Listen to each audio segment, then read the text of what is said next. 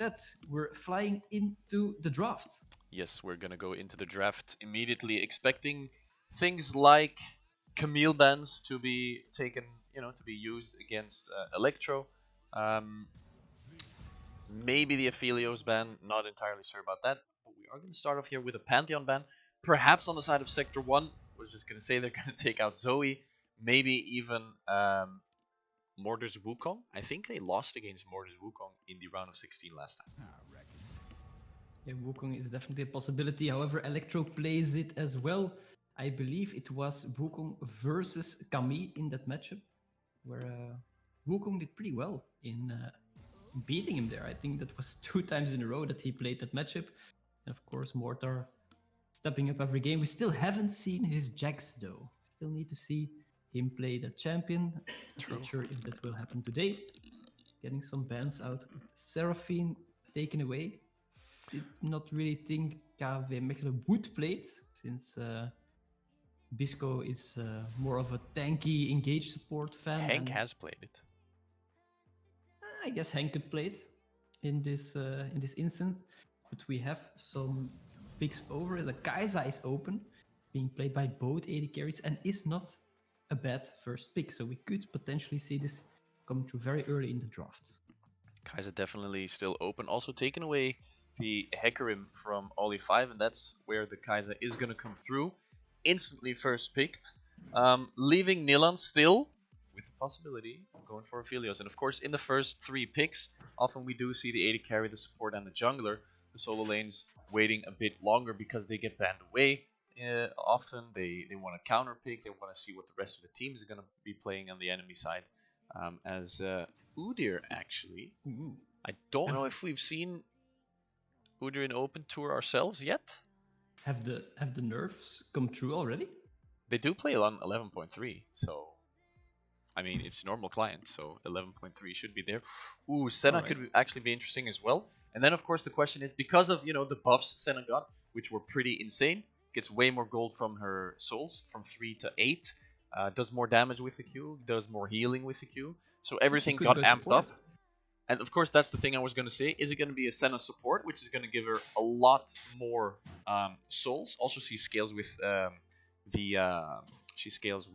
attack speed, of course, giving her the Kraken Slayer Ginsu's build. And then on top of the soul she gets as a support, she's going to ramp up in range and in crit, giving her Ginsu's more damage, etc., etc., etc. So I kind of want to see Senna support because she gets way more souls. But we've seen AD carry Senna as well, so both are an option, as Karma is going to be picked up. Flex pick, top mid support. I like it. And it opens up a lot for the jungle. Like, they are gonna lock in this Nautilus for Bisco, but with Karma being picked here, I can see a potential Olaf coming in, because you have the speed if you have the shield that can really amplify him in the mid game, so that could be a good pickup. We've seen Oli play it already in open tour. So Sector 1 might go for a ban against that, because of course you have the Senna who doesn't have an escape, and Olaf can just go for it pretty freely, unless they pick up something like the Thresh who can protect her, but it is gonna be the Leona, so I feel like Sector 1 needs to ban the Olaf at this stage, because that is a really solid pick for the comp for KVM Mechelen at this point. They've taken the Hecarim already from Oli. Needly is open, but I'm not sure if that is where he wants to go for now, because they have a lot of AP on the side of KVM Mechelen at the moment. A Wukong or a Camille would be good for Mortar. Of course, both can play it, and there goes the Monkey King. Will not be played by Mortar this game. That's kind of too bad for KVM that the Wukong gets taken away, because yeah, we've seen Mortar play a lot more things than just the Wukong, of course, but that's something that he really likes to play. It's a lot of AD damage, which at the moment is lacking for KVM's draft. Camille gets taken away from Electro. We talked about this in the beginning, so both main kind of top lane champions for these top laners are going to be taken away. Something that's still open, however, is of course the Shen, and we've seen Mortar play Shen quite well. Gives the global, the Stand United with the global pressure, gives the possibility for dives, gives an extra. Imagine them picking up Shen and Olaf here, giving them the Karma shield, giving them the Shen shield. Olaf's going to be running in. They don't really have a lot to stop him. Nothing basically at this point.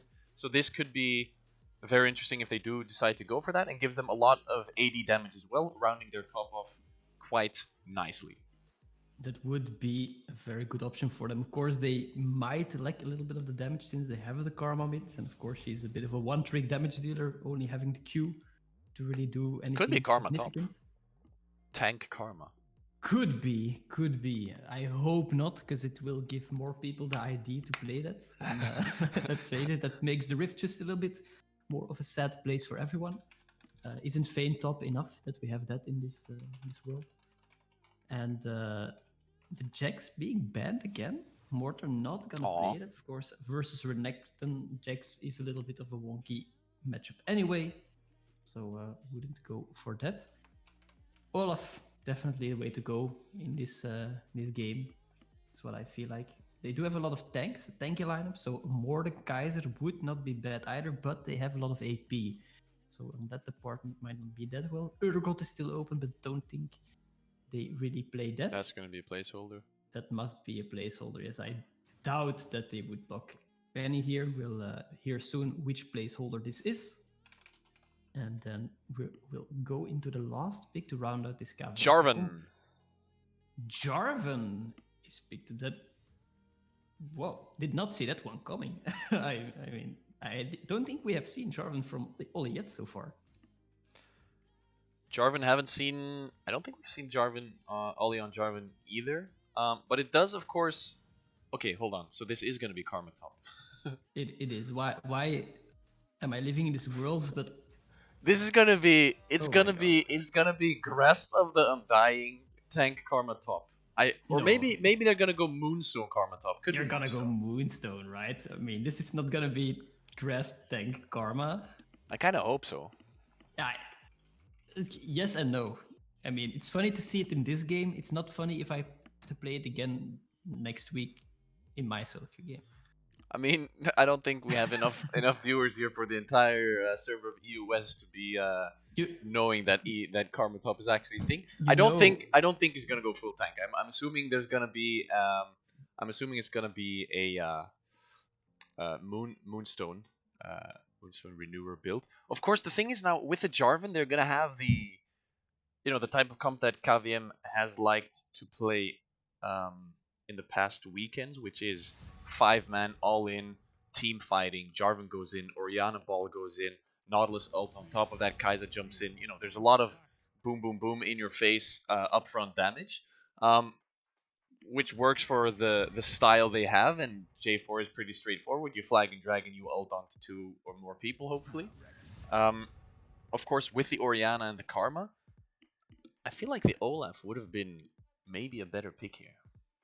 I think it definitely would have been a better pick, especially if you look at the lineup from Sector 1. I mean, the burst combo from Jarvan Orianna is good on paper. If you have targets, you can burst. But I feel like an Udyr or a Renekton or a Leona, those aren't easy targets to burst. So if they initiate with that and they get them all on half health and they can retaliate, then you have a problem because you've used your main tools. So maybe if they can catch out the carries with that, it's possible. Of course, Senna not being super tanky or very mobile, so it is possible. But if he's in the Shroud, Jarvan can't click her for the Cataclysm. So there are some troublesome points there. We'll have to see how they play it out. And again, what Mordor is going to build. Is he going support? Is he going heavy damage? Is he going tank? Possibly. Who knows? We'll have to see how they do it. He's going to go Grasp. No? Isn't he just gonna go Grasp and then even then he can go for tank or Moonstone? But you keep saying that, but why wouldn't he just go Airy? Because Grasp is more funny. Yeah, it's more funny, but I don't think he's gonna. You might Comet or for Airy seems probably Comet then in that case. I think. And I think Ollie should go a little bit damage heavy this game, at least for the first 2 items. So that he can really have that impact. Because you want that burst, well, you might as well go for the burst. He's probably... Tank, I think he's going to go something like Death's Dance or something. Gives a bit of both. Gives the tankiness, gives the damage reduction, gives the... And like Gore Drinker as a mythic? Or what would you go? Probably Gore Drinker. Here. Yes, probably Gore Drinker. If he wants to go full tank, you just go Sunfire, probably. Maybe Chem Tank, because they have some AP. Not that much, though. Not really enough AP to go Chem Tank, I think. I'd go, Sunfire if he wants to go full tank. Aside from that, probably Gore Drinker. The thing with Jarvan and Gore Drinker is if you get a big, big, big Cataclysm off, there's 4 or 5 people, or even 3 people in there with you. If they don't have flashes, they're going to stay in there with you. They're going to have to hit you, probably. If you Gore Drink, you always get it off. So Gore Drink on Jarvan is a really nice pickup in that sense. So I'd go for that one. I'm going to give it the damage that they need as well on the AD side of things. Of course, on the other side, Senna is scaling to the late game. Once she gets the Kraken Slayer and Ginsu, she's really strong. Then the Rapid Fire Cannon makes it even better. Kai'Sa scaling into the late game as well. Both teams don't really have split push. Both teams are going to want a 5v5 fight. This could be a banger of a game. And as you said, the bot lane, you have the Senna. I mean, if I play Senna, I'm against Nautilus. With Leona next to me, I'm happy. I mean, I can stack Nautilus. Leona can just stand in front of me. If it goes in, okay, that's 3 stacks for me. The aggression for KV Mechelen on bot side will be minimal as long as Meloko just stands in front of Nilan. Can't really pressure it because you don't want to give Senna those 3 stacks in the laning phase because that will just amp her power spike up to a much more early level for them. And they have that scary late game, as you said. You have the Azir Senna so much to do the continuous damage because, yeah, of course, the attack speed for Senna being buffed at this point. So it is a scary lineup. If they engage, then yeah, it's gonna be hard because they have so much range on both the carries. Who is really gonna get there to do it? It has to be Jarvan. If he's weak, if Oli doesn't make it, it's gonna be a hard game for KV Mechelen. And even then, so Azir is really long range, of course. Senna the same later on into the game, of course, when she gets her souls. She's gonna get there a little bit slower than usual because it is the 80 carry Senna, so her souls are gonna drop a lot less than they would as support, for example. The thing is that even if Jarvan gets ahead, he can possibly one-shot or at least get the Azir and the Senna really low that they're in trouble. If they don't get it, if they don't have follow-up on the all-in from Jarvan and Jarvan's not able to kill them, they're just gonna heal back up throughout the fight, and there's no one else that can reach them. The thing is that if Jarvan does get to the backline, Orianna's gonna have to kind of run pretty far forward to get off her shockwave as well, meaning she's gonna walk past the Udyr and the Renekton, or at least into them, giving Orianna kind of a difficult positioning in those fights. So I don't really know if they're going to be able to make it. Of course, if Renekton and Udyr both get behind, it's going to be a lot easier for Orianna just to basically walk up. Possibly even if she builds Zhonya's second, she can just walk up and Zhonya's and then have her team peel for her, so that's fine as well. But that's something they're going to have to keep in mind here, as we have 1 minute left to this first game here between Sector 1 and KVM Esports Academy. Who's winning? It's impossible to say here. I mean, if you but look you at have to. why do I always have to? It's weekend for everyone. Why do because I have to? Because this is your job now. Darn it. Who's winning? To be fair, I think Sector 1's comp has the edge here, just because they have easy to stack CC. You have a Leona that can use Solar Flare into Renekton Rootless Predator stun, into the Udyr stun. It's easy to pick someone off. And we haven't seen KV Mechelen Academy close out games early when they're ahead. Usually they take a little bit too long to close the game, or as we've seen in last Open Tour, they've risked a highly contestable objective on important moments. So if KV Mechelen plays it like they should, they will get ahead in the early game, play a good game, keep pushing it. But they have to finish it early against this squad, or it will be hard for them to win. And I feel like that's where it might go wrong in this case, and where Sector 1 will have an edge with their late game scaling comp. It's going to be interesting to see if KV Mechelen has been learning, last weeks, the past 2 weekends. We did see them in some important games against, better on paper teams. They get ahead in the early game. They have a lot of pressure, often thanks to Ollie on Hecarim. We saw him on the Sejuani play really well. Now on the Jarvan, of course, early on, does have that gank potential, from even level 2 with the flag and drag, potentially blowing flashes, etc. But they've had issues closing out games. They've had issues with making the right choices while they were ahead, and as you said, throwing basically the game by doing things like weird Baron calls and flipping them and losing both, and then the game actually turns around. Aside from that, welcome everybody to the rift between these two teams, KVM Academy and of course Sector 1 Fox, which we all know is the academy team for Sector 1, are going to be battling this out. First game for KVM, I believe it's the second game for Sector 1, as they played their first game as already against AES, if I'm not mistaken. And they won. And they won, so Sector 1 is up 1. Looking to win this one, of course, as well, giving them the potential, giving them basically the ticket straight to the round of 16. So we're going to have to see. Both teams not really going for crazy invades. Could have expected that with Nautilus. However, they don't want to do that at all. And it is, by the way, Grasp of the Undying set. Yeah, that's what I wanted to say. It is actually the Grasp Karma. Why are we seeing this? And we'll have to see if he goes tank as well, because he could still potentially just play Grasp and then go Moonstone. But if he goes full tank, that will be such an annoying top lane to watch, because Electro will never in his life kill Mortar there. It will already be hard if he doesn't go tank. But yeah, that will be super hard for him to trade with. Meanwhile, we have a lot of options for ganks on the bot side, because we of course do high CC supports, and that's the first stack going for Nilon.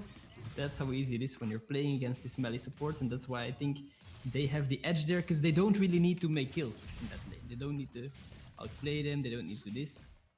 Senna just wants to stack. Of course, Kai'Sa wants to farm as well and get to late game, but I mean, eventually Senna will just outrange her so much that it doesn't really matter how you play that. We'll have to see how this keeps going.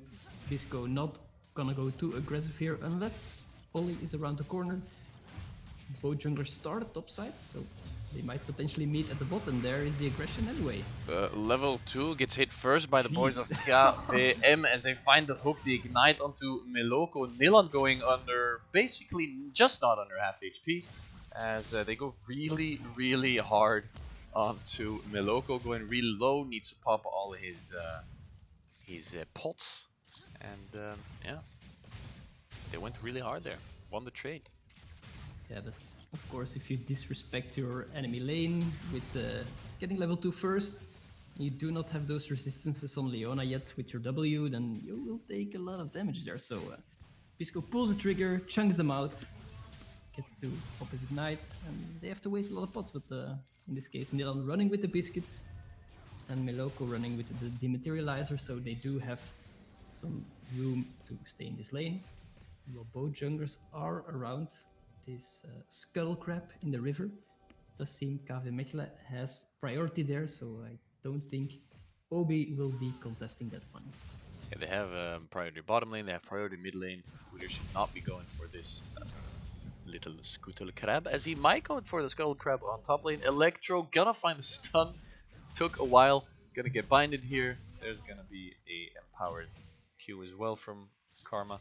He's doing pretty well on the Renekton. If you look at the lane matchup he's in, of course Renekton gap closing pretty easily with a double dash onto the Karma. Karma then has the shield, the heal, so it's gonna be really hard for Renekton to actually take her down. But the other way around, it's gonna be the same thing. Karma's not really gonna be able to take down the Renekton either. So probably just a lot of farming. Maybe if the junglers start showing their faces in top lane, it might get a little bit more interesting. But as we all know, top lane is the biggest island ever, and no one ever goes there. And it's not gonna be very interesting to watch at the top side with that Karma, of course, just throwing all the attacks, throwing inner flames, and that's about it. It will be the bot lane and the mid lane that we have to watch. Of course, mid lane, you have the Orianna who isn't mobile, so ganks are possible for Obi if she has movement speed. would overextend here. And I don't think that Moonprince is very gankable, at least not until Orianna is 6 and maybe Jarvan is 6 as well to do their combo. And Of course, even he then, has that shuffle to get out. It'll be quite hard to do a pick there. yeah, and even then, it's going to be really hard to lock the Azir down. Of course, has the dash there. As Kai'Sa eats a bind, you know, a little bit of a lunch, eating a bind there for some extra power on the Kai'Sa, Mindrago. Easy, going for that. Top lane, as you said, not going to be really interesting. Building up a big wave here. Mortar, as Electro says, no, my wave. Stupid wave, die. Takes it down pretty easily. Mid lane is going to be pretty boring, as Azir just wants to, he wants to farm, he wants to get some items, he wants to go into the late game. Orianna, basically the same, just control mage. Control your wave, make sure Azir doesn't go completely out of control. So Jarvan, I'm expecting Ollie to try and force some ganks in the mid lane, in the top lane. They have lockdown potential. Mid lane is going to be a bit more difficult, but there are possibilities to actually, if the dash comes through, you can then lock him down afterwards. You can stop the dash with knockups and ults. So I'm hoping he can go in the mid lane, or of course, as you said before the game started, Senna, immobile, pretty easy to lock down as well. And Senna didn't start with a tier this game. It did start out with Doran's Blade and going for the pickaxe, so they will be rushing that Kraken Slayer probably here in this case. They don't do that anymore. Sennas don't really go for mana. Yeah, what's up with that? Because there's Why? no more lethality Senna build, so the mana mune has less value. But the heal spam. Doesn't I matter. want to spam heal in lane. Doesn't matter.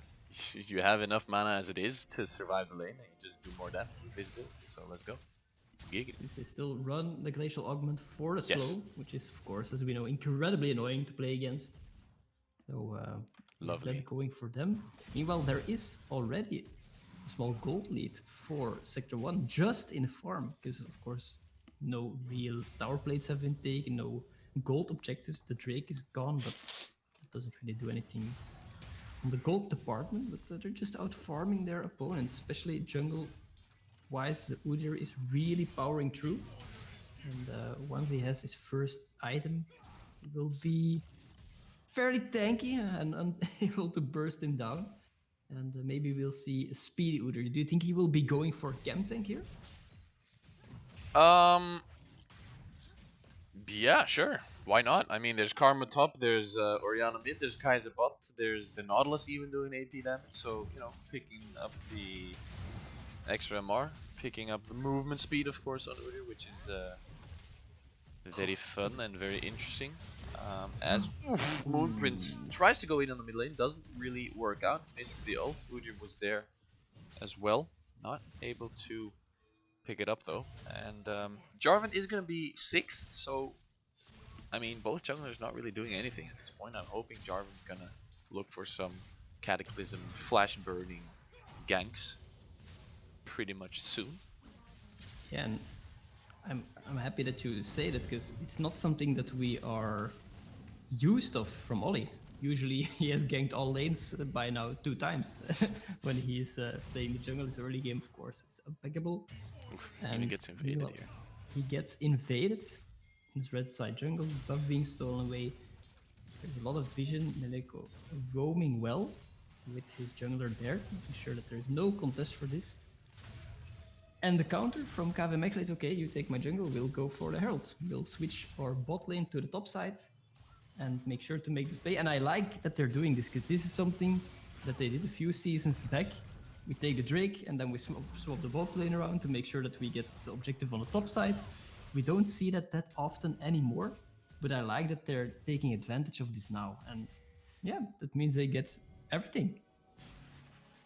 They do get a lot. He gets invaded in his red side jungle. Doesn't really matter. They pick up the Herald, as you said, pushing the bottom lane towards the top lane. But now Mortar might be in trouble. He uses his flash to get out of there. The bind is going to hit. Are they going to dive? Probably not. Maybe not attack. They are going to dive. Not really great communication. It is going to be enough, however.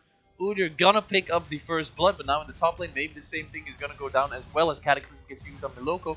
Not exactly the one you want to use it on, pretty tanky, but with Mindrago's ultimate, they are gonna be able to find a return kill in the top lane. They have the Herald still, So they could pop it here for first turret in top side. And that would be a win, of course. Mortar needs to blow everything, but still gets picked up there because of Obi being able to tank the turret. Well, they do find that Pika Meloka, they decide not to go for the turret. Of course, Electro being there to defend, and they would not be able to get all the plates. Yeah, you can When you tank take Udyr. the first 2.5, 3 plates of a turret, you can kill it with the Herald. Of course, that is not the case yet. They really want to do it to get that first turret bonus, so not for the moment. Ocean Drake spawning in 20 seconds, which means that we will have either a mountain or a cloud rift, and now Disco being caught out. Ooh, Pisco does get caught out as the team of Leona Udyr as a duo just running around the map looking for things to invade, looking for people out of position. They find the Nautilus eventually, taking him down pretty easily with the help of Azir as well, who was there to join in on the kill, picking up an assist, and now, of course, Sector 1 going for their first Drake of the game. Infernal has been taken, Ocean has been taken, looking to go for a Mountain or a Cloud Rift. And I'm gonna guess Mountain. I suck. You This is the jinxed it. worst. It would have been mountain if you just didn't say That's true. anything. That's true. Now it's cloud, and that does have some implications in this game. I'm not sure how it works for Udyr. Does it just work on his Phoenix stance? That must I have no idea. I would guess so. It is R. So that does mean that he could potentially do Phoenix stance into bear stance and run at you from a million miles away. Now full fight on the bot lane. Big fight in the bottom lane with the counter gang from Ollie's gonna flash in eventually. Doesn't have his Cataclysm up quite yet. Yes, he does. Jumps back in for the re-engage. The logo gonna be focused once again. The Cataclysm gets taken down. Teleport from Electro coming in, but the second teleport is gonna come through as well as Nautilus gets taken down with the Call to Meek from Electro. Good TP joining in on the fight. Nilan gets poked a little bit more. It's a 1-for-1 trade eventually. A support for support even. Big fight. Expected more deaths. 1-for-1. End of story. Mandrago did so much damage there, Skype. He just kept free hitting on everyone. And I think if Mortar had TP'd a little bit earlier before Electro, they could have gotten more out of it that potentially. But Obi gets away with Slayer of Health. They still do not decide to pop the Herald. Will have to do that soon. Don't think it will be up much longer. So it's too bad that they will have to panic pop it at the end. But yeah, you can see how close these two teams are. They both react on the map, they both fight, and it's still a head-to-head game. Both teams holding their own and trying to get those items for those mid to late game fights. Yeah, the Herald is gonna... I don't know where he's gonna pop it. He ran back to base. He's now at his wolves, more or less. Udyr once again going for a little bit of an invade. Flag and drag gonna come through. They sort of have positioning on him, but the rest of Sector 1 is there as well. Solar Flare onto Nautilus, gets hooked, gets CC'd, everything on top of him. He gets taken down as now Udyr might be in trouble. Huge shockwave for people in the Orianna ultimate. Not gonna be enough damage though to take anyone down, as both Udyr and Moonprince are gonna go low. Both are gonna go down as well. KVM Esports Academy taking the fight to themselves, winning this one. A 3-for-1, I believe it was eventually. And they're going to be able to push the mid lane for the first turn of the game, given the extra plating gold and, of course, the first turn. Ooh, but it's not over yet. Whoa, Mindrago with the passive proc on his Void Seeker. Gonna be enough, gonna find another route. Oli picking up that kill. And suddenly it's 7-4 with a 1.5k gold lead for KVM. Taking down this turret's gonna turn it into a 2k gold lead maybe, if they find it eventually, but they basically do no damage to the turret, so that's too bad. Oh my god, Hankerson, you madman, with the 4-man shockwave there in the fight, turning it around for KV Mechelen. Yeah, what we just said was a very close game. KV Mechelen just takes the lead here, picking up the kills, and they just keep on going with that aggression. I mean, the fight is over, they still go for Nilan.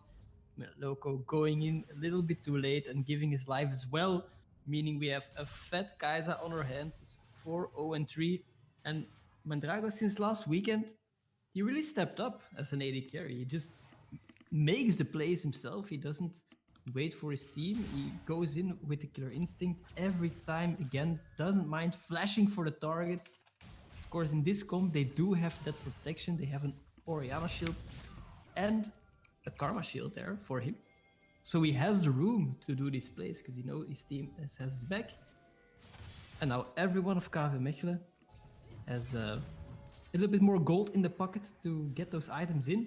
It is a Moonstone Renewer build for Mortar here, so we will potentially see the stuff flowing water as well. And second Herald, gonna go for them as well. So yeah, they're really keeping the pace going for this game, and maybe they are able to finish early this game. Yeah, they're keeping the pressure up really high. They took the first Herald, didn't use it. You know, some sort of weird new strat that I'm not aware of yet, but sure. And now they take the second one. Hopefully, going to be using this this time around. Going to instantly pop it. Yeah. Almost like they almost went, you know what? Let's just use it directly after we take it. You know, we're pressuring Drake, but also we might just forget it again. So if we just use it instantly, it might not be as useful, but at least we used it. And they are looking to take down the first... Oh no, they want to take down Sector 1 here. Oh, they don't want to take down the Dragon, they want to take down Sector 1, but it's the counter engage from Sector 1. Another great shockwave, yeah. 3 people. Senna gets taken down really soon. How is Mortar not dead? He survives as 3-man in his face, engaged somehow. Moonstone Renewer Karma can survive 3 people in her face. You know, Riot just buffed her twice, because why not? She wasn't strong enough yet.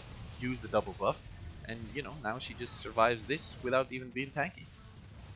I love it. I mean, Mortar potentially being caught out there, and you see the whole squad just let Drake go, all mass pinging the Sector 1 lineup, like, let's go get him, let's save Mortar, and they get their men out of there with, 10% HP, pick up the kill, get the Drake. They're going for it, and Hank needs to flash, because that is one angry crocodile here. You do not want to mess with him. Of course, Brankton, he was a little bit behind here, Electro, and did go for the kill. Mortar getting dove, potentially again, yeah. Mortar might be in trouble here, gonna get taken down. Ooh, his ultimate mantra was... He needed like 1, maybe 2 seconds on it, which would have healed him back up to probably like half HP more or less, or maybe a little bit less. And then the dive would have gone really, really wrong for Sector 1, but they do find the kill eventually. Gold is basically even, however, 2 Drakes on KV, only 1 on Sector 1, couple kills more on KV as well. And Kai'Sa, 404, Orianna, 303, showing big promise with his Orianna. I mean, he did 2 huge shockwaves, 4 people, 3 people, blowing up the Senna. KVM looking juicy here, looking fun, strong. Let's go. And it's hard to say who is leading here just with the gold, because you do see that the difference in gold is most notable with the carries, with the mid laner and the AD carry. They both have a lead over the counterpart, and especially Mandrago has 2k more than Nilan. But on the other side, you do have the value from the stacks that Nilan has there that you can't forget to count. You have the cull coming up for Electro, so they will even it out a bit now. Potential death brush here. But no, Meloko spots them out, puts the ping down. They are aware of KVM playing some games here. Of course, they do have the ward in the river. And Sector 1 still looking to scale for the late game. They keep the whole team split over the map. They do not want to go for the 5v5 set, which is, in my opinion, very smart of them. Scaling is their best friend here.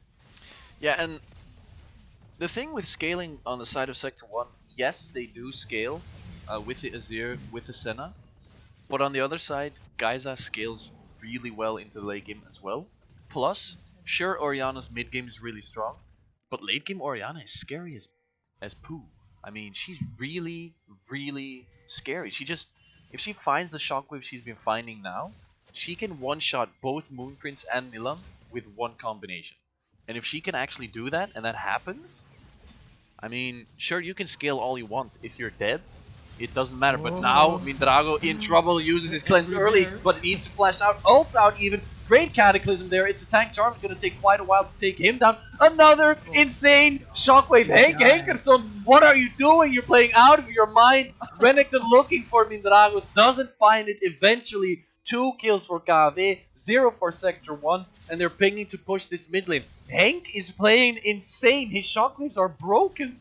Nerf him, please. It's over. This guy is just, he's fishing for the MVP of this game. What is He's he just doing? Doing it time Holy and time crap. again. I mean, we're getting baited into giving him the MVP sooner or later, but still, Mindrago as well, just pooping out the damage in those fights. Just keeps going. He had to flash, had to ult this time. It was very close, but again, this comp has 2 shields. He gets so much protection from his team, and Electro, in the end, he has to go for him alone over the wall, and he just can't do it. But you do see scary potential for the Sector 1 lineup with their picks when Obi runs Usain Bolt style towards your AD carry. However, I do think they pulled the trigger a little bit too early. As I said 1 minute before, they were split on the map, they want to scale, they want to get the items in. They group, they want to make a play, and it turns around in favor of KV Mechelen for like the 3rd time this game. I mean, you have to learn. Your comp needs to scale. You have a range advantage on your carries, and that's where you will shine the most, because if you fight close up, Kai'Sa can guide, Kai'Sa can do anything that she wants. You have Hank, who has so much control with his Orianna when you walk forward. You know, you want to get range on Nilan, you want to get Moonprint strong that he can poke with his soldiers and do damage, and then you can try get picks. But as long as you need to get close to hurt this KV Mechelen comp, this gonna turn out quite badly, and we'll see if they even want to contest this Drake. It doesn't seem like it. Obi is going for a recall here. Yeah, he's looking for a recall, but they find the cancel on the base. Not a... Yeah, well, look, KVM. So, Obi said, guys, you can have the Drake, I'll just base. And then KVM said, no, you're bluffing. You're gonna come and try and steal this. We'll kill you first, and then we'll take the Drake.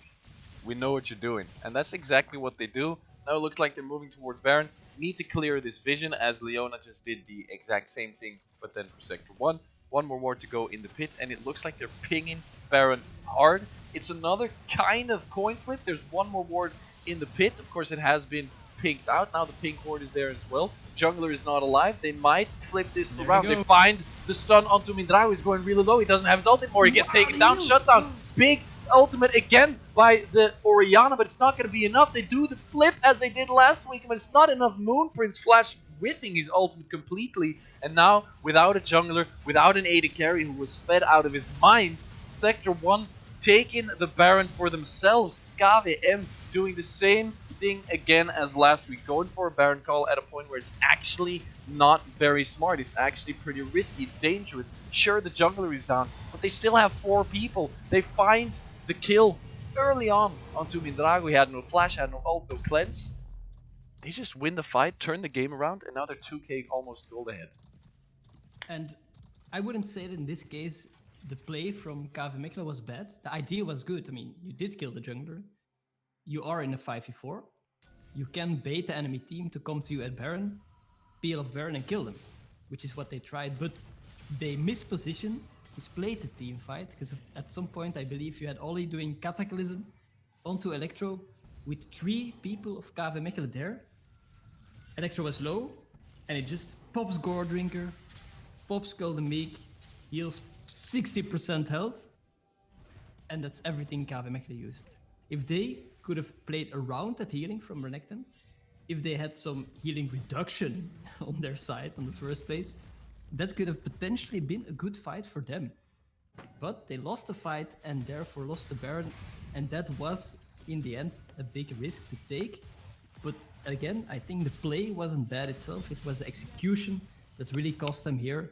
And that means that all of a sudden Sector 1 has a decent gold lead here. And this could really turn the game around for them. Maybe KVM Esports Academy has to play League of Legends as if Baron doesn't exist.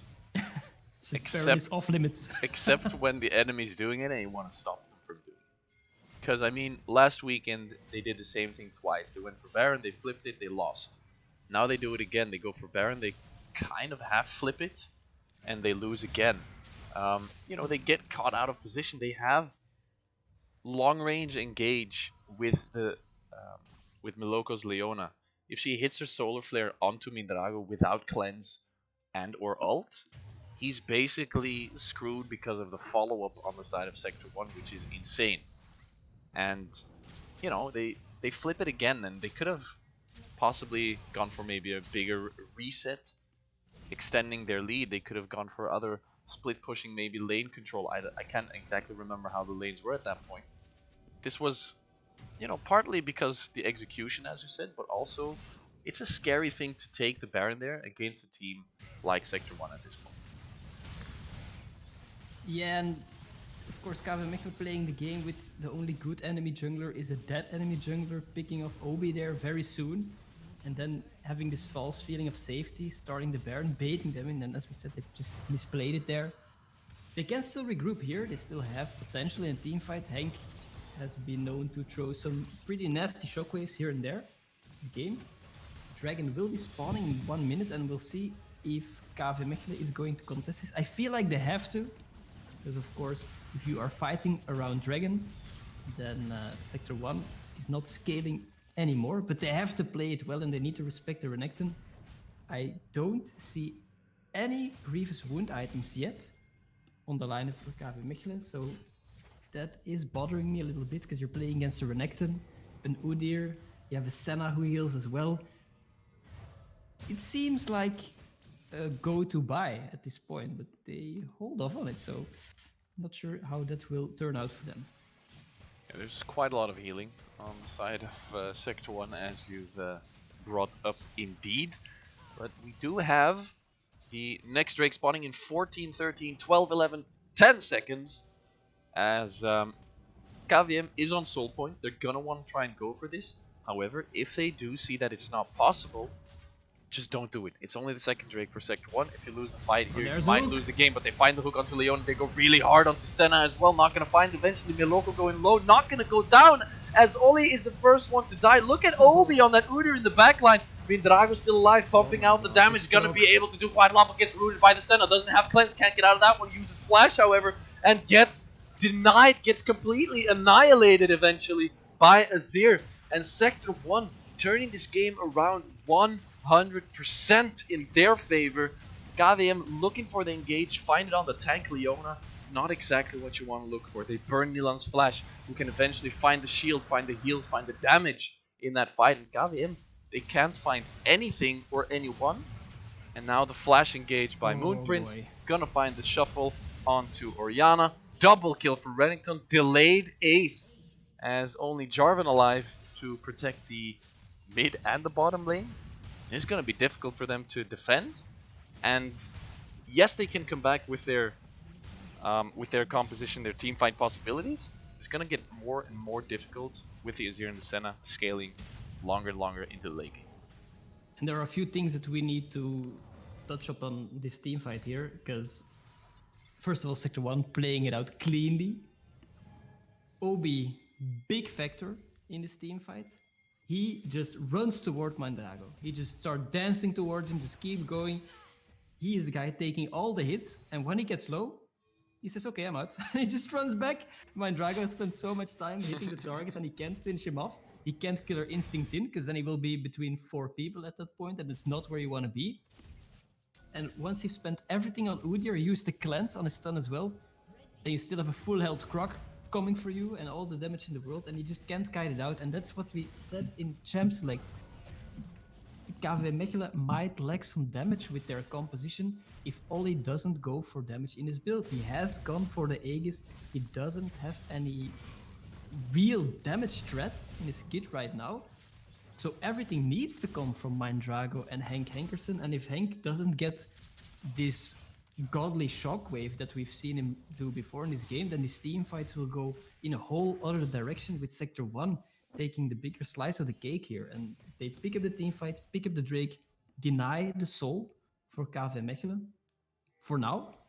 and take a big gold lead here. 7k for Sector 1. The Baron is up and they might be looking for more. So KV Mechelen, I don't think they can risk losing any more of those fights at this point. Yeah, it's if they lose one more fight, I fear the game will be over for them. As you said, Baron is of course alive. Sector 1 dancing around there a bit as they look for the engage on 2. Wow! Nilan gets shut down instantly. They knew he didn't have flash from the last time around. Flag drag in, and look at KVM, they're looking to go for Baron again. Oh, this could go wrong Don't do in it. so The many jungler's ways. up. Don't do it, please. The jungler is up. Last time he wasn't and they lost it. They're gonna do it. They're doing like 4th or 5th time is the charm in the open tour. Let's go.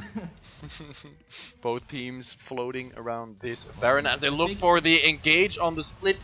Renekton, he's gonna heal so much, but it's not gonna be enough. Shutdown from Ollie, and now 2 members of Sector 1 are gonna be down. Sector 1 pinging into the mid lane as well. They're looking to put pressure down onto mid lane. Not gonna want to contest the Baron anymore, as Azir is gonna be there, however, poking them out, doing some damage. Try and look for a little bit of a steal. I swear to God, if Azir steals this, I'm gonna be... No, okay. Smite is there. KVM picking up Baron this time around. They got a Baron, Bobajay. Woo!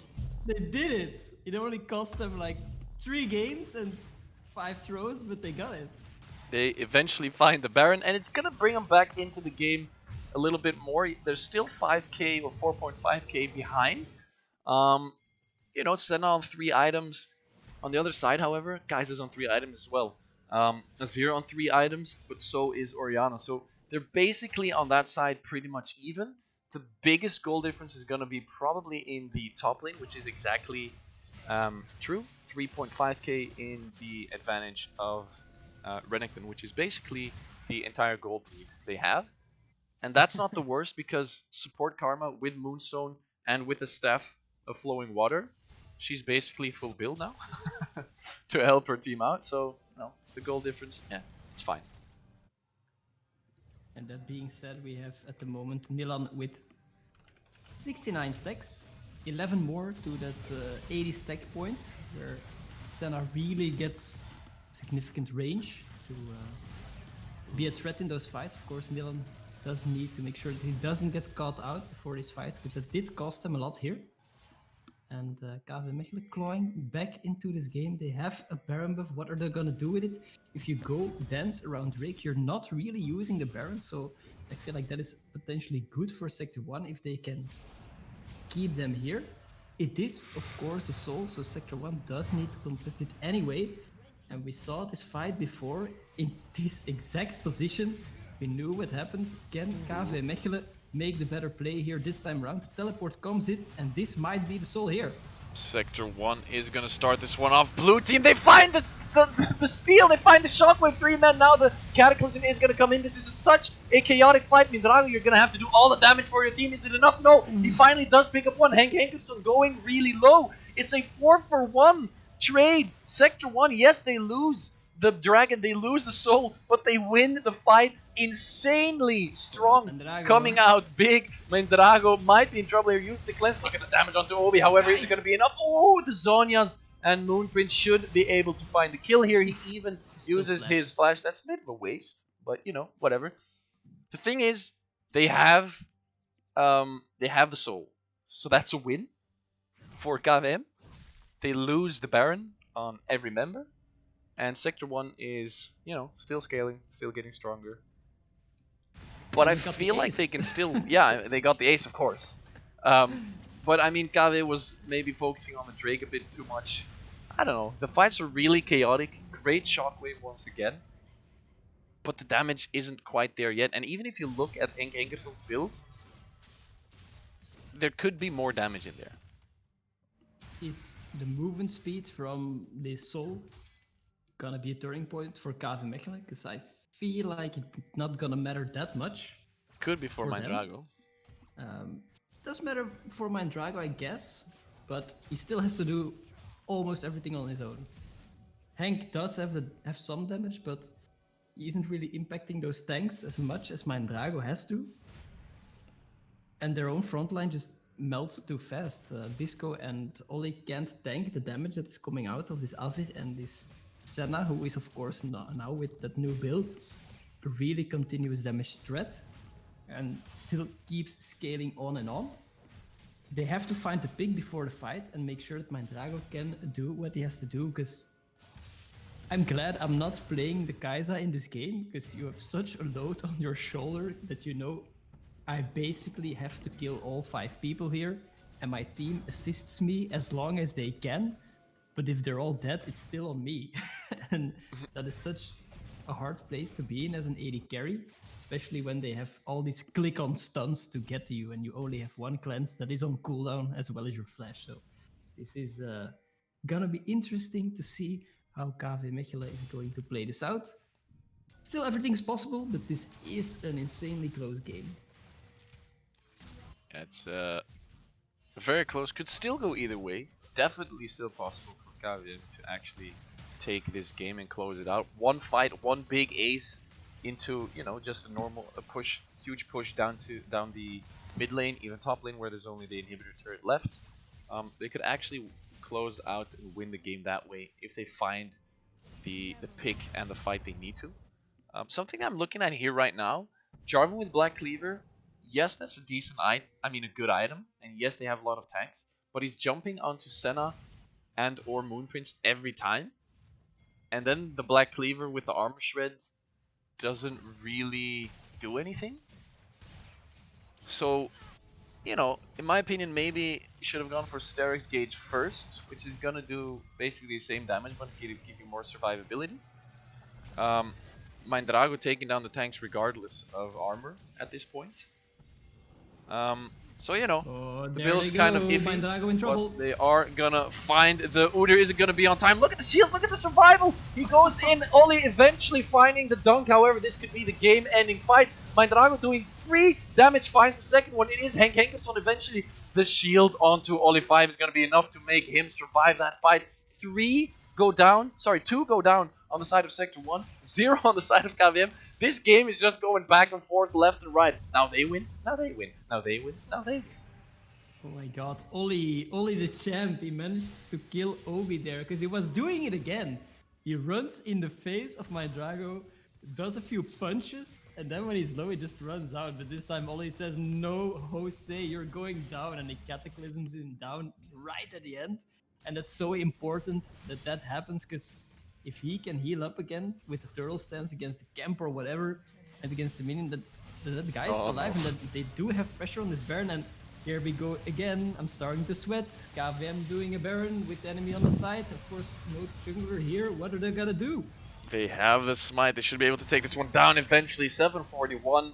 They smite it down. Oli taking the Baron for his team.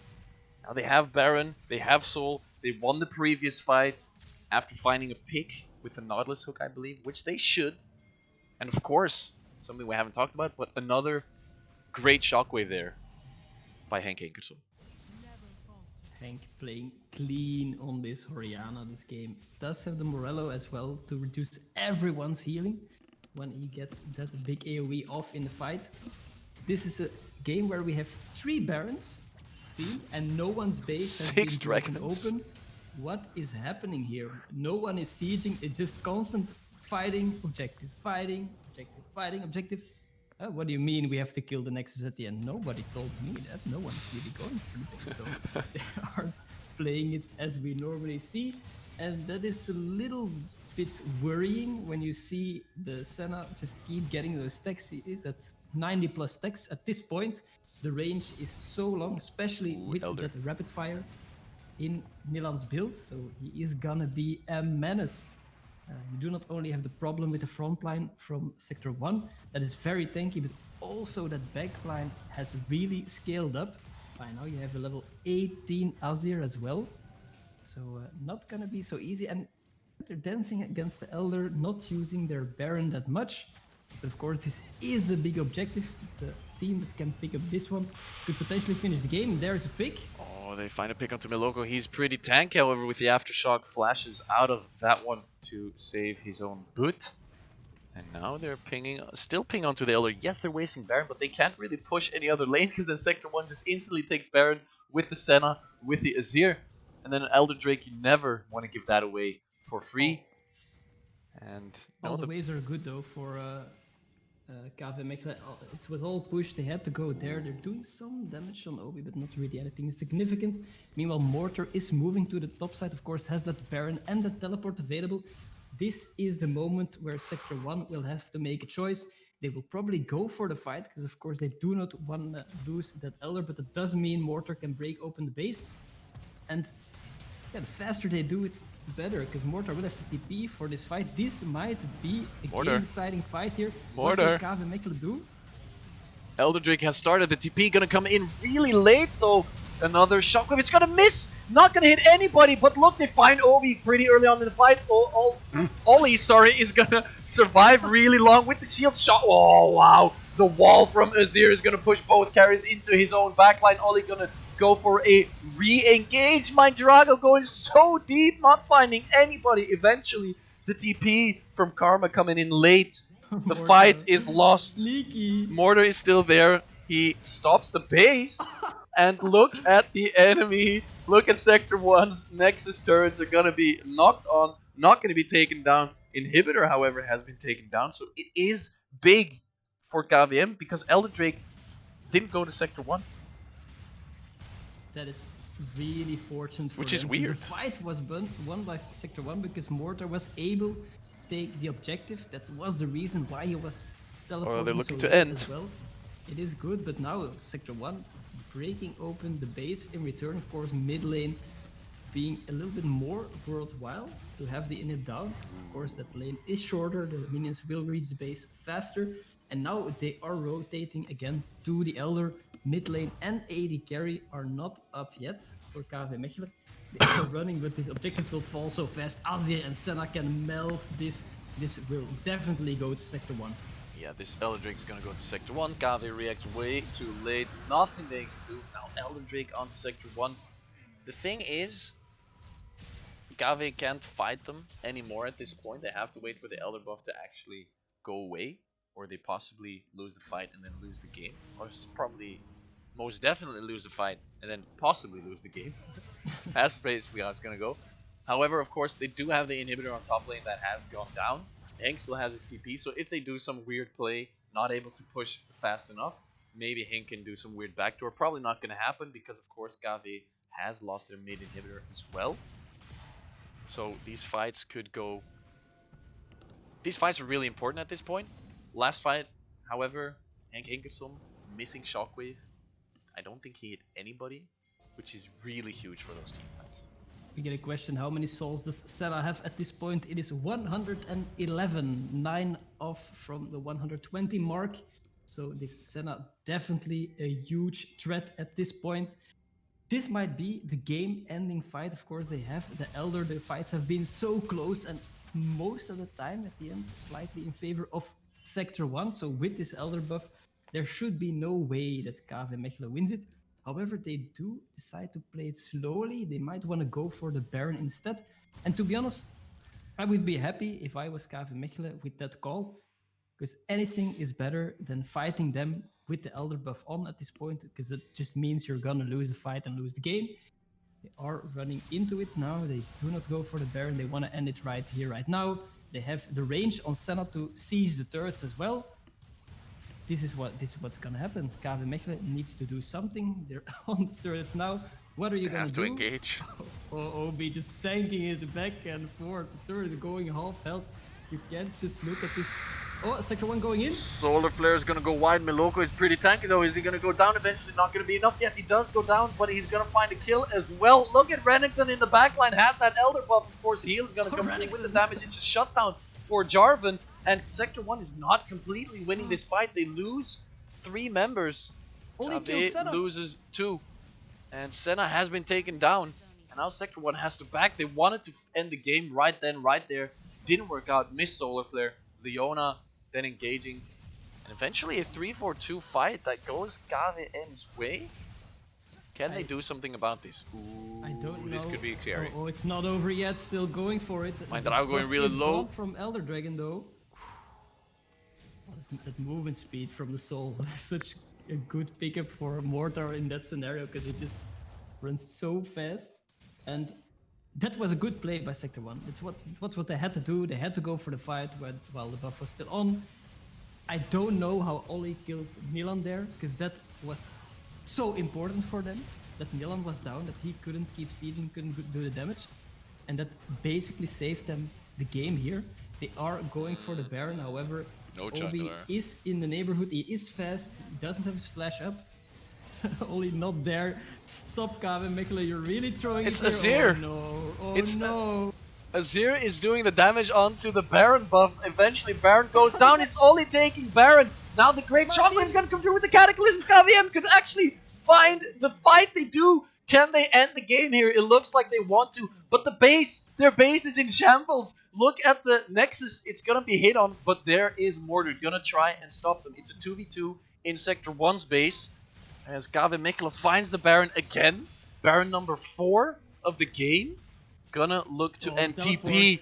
Mortar's TP is gonna come through. It's gonna be a 3v2. Only Nilan and Electro gonna have to take this down. Why are they going? Okay, no, they have to, sorry, go for the inhibitor. I thought there was another inhibitor down already. And now they have to start tanking this turret. They're gonna have to end the game here. That Sector 1 wasn't able to do it on the other side of the map, but potentially KVM is going to be able to do it. Start hitting the Nexus, guys. It's really low. Drago going to go in. Cataclysm going in. Really strong. Senna using the ultimate, but completely whiffing it. And now they have to start hitting the Nexus. Look at Drago. It's going to go in.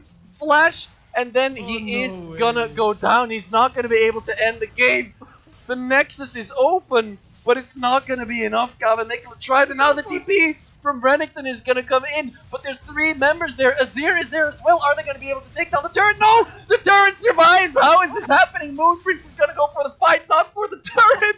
What is this game? Both Nexuses are basically open. The turret is super low. What is happening? This game is insane. And in 1 minute, Elder is going to spawn as well. It's So I don't. This game is never gonna end.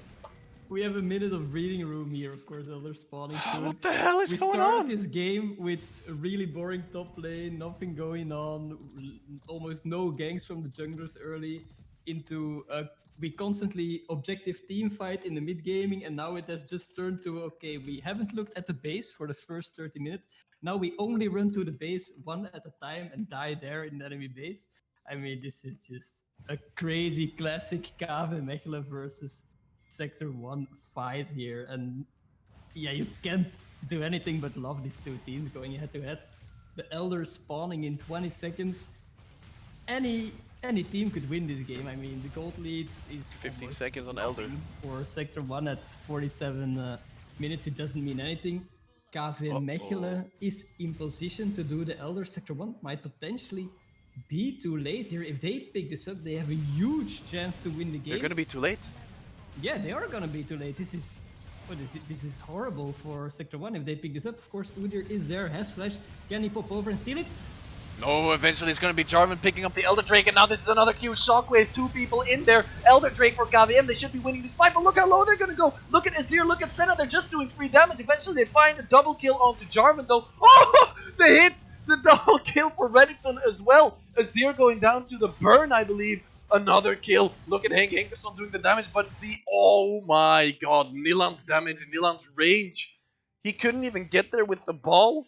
3 auto attacks, goes down 4 for 4, despite KVM having the Elder Drake. And now Oli's gonna look to push into the mid lane. Is he gonna be able to finish? It's gonna be a 1v1. I don't know, and I don't think he can tank the Senna. It's not going to be possible. He does have Elder, but he's basically full tank. So he's not going to be able to take it. Of course, KV is still with the Elder Drake. Could take the next fight. This fight, and of course, we have to comment Electro as well. He is like the crocodile tank no single team deserves. I mean, he tanks it all. He has the Guardian Angel, he has the Sterak Shield, he has the Gargoyle Stoneplate, he has so much health and shields to go through. And this fight, Sector 1 manages to pick Drago very fast, something they haven't been able to do in the fights before. And that does mean that the fight that they should lose against KVM Mechelen, getting the Elder Dragon, they do win eventually, or at least they go even with their AD carry still alive versus a jungler. But it does mean that they don't lose the game, because that was it. KVM Mechelen taking the Elder, winning the fight, finishing this. No, Sector 1 says, no, we're still here. We're fighting till the end. Arsena has over 140 stacks. She has a range that she can almost shoot your Nexus from the fountain. And that will be very, very hard for KVM Mechelen to do anything. They're grouped up again. Only Ollie has the Elder buff available. Any small mistake can be the end of the game here. If they find a pick onto Nilan, if they find a pick onto Moon Prince, or the other way round, if they find Mandrago, if they find Henk Henkerson, even if he misses the shockwave in these fights, the game could very well be over, because the death timers at this point in the game are going to be ridiculously long, as this game is never going to end. Both teams, both teams. I You don't can know. scrap your schedule for today, boys. They This don't. is They gonna don't. take a while. I understand why the Open Tour organizers put only 3 teams into this group, because this game is gonna take twice as long as a normal game should, um, which is gonna make do for only having 3 teams in this game. As Sector 1 pushing down the mid lane, of course they have the open inhibitor, top lane inhibitor on their side, however, is open as well. They're looking to clear these wards. It's not going to be enough. Baron is going to come up soon. Do they want it? Not really. They're taking the fast path Sector through mid lane. 1, they're threatening it. They're threatening it so hard, just running through mid. They They have can't to take the base. inhibitor. Obi is zoning them as well. Oh, KVM is such a bad position. Sector 1 playing it cleanly on the macro level. Here they are going for the base. However, the fight starts again. They find a hook onto Renekton. He's going to go really low, but look at those shields! Look at the Soulblade. It's insane. Shockwave in the backline. Renekton is basically still full health. They find the shutdown. Mandrago, is he going to survive? It's going to be enough. It should be enough. No, it's going to be Electro taking him down eventually. Moonprince going really low. Needs to use his wall to put Ollie 5 out of his face. Is it going to be enough? Once again, insane amounts of shields. Stoneblade has been buffed, so both these frontliners are going to be using this in these fights. It's a 1-for-1 eventually again. Both AD carries are going to go down, and neither team wants to commit to the rest of the fight, because if they do and they lose, the game is over. My Drago, this man, he is being dragged down by his balls of steel, because he just ults into the backline to kill Nilan, but he doesn't get out. He's not getting away with murder there, and the Baron is up. Neither AD carries will be up on the Rift for half a minute still. And then you have the question, is the comp from Sector 1 stronger in this 4v4? Because of course Mandrago being a huge part of why they can melt the tanks. And you have Azir for the continuous damage. Of course, Nilan being super strong at this point as well. So this is a big miss. I feel like both teams will play it a little bit safe until the AD carries are back. However, Bisco just running forward here. This is still super scary. If they die now, Mandrago will not be able to do it alone. However, they are starting off this Baron. Baron is going to be started by Sector 1. They're going to be able to push a little harder, of course, with these super minions, but both teams are still going to want to go fight. As Ollie is going to go into the pit. Shockwave is found onto Moonprince. Is it going to go down? It's not going to be enough. Yes, it is. With the Cataclysm, it's going to be enough. He found the Baron, however, as now Nautilus gets taken down. Mortar in a lot of trouble. Ollie needs to peel for his support, basically. The local going to go low. But now look at Nilan. He's going to be free hitting onto these 2 tanks in the front line of KVM. Another re-engage there by Ollie 5. What is this fight? Engage after engage after engage. Now they're gonna take down Mandrago. He's not gonna find any more kills. Karma's the only survivor.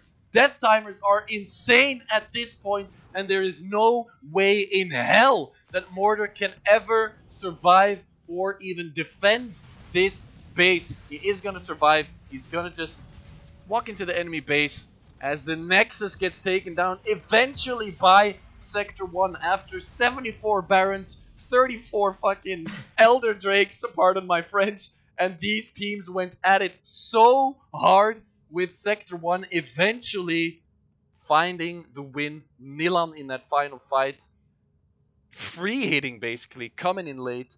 They forget about the AD carry. Sector 1 taking the game 1 away from KVM.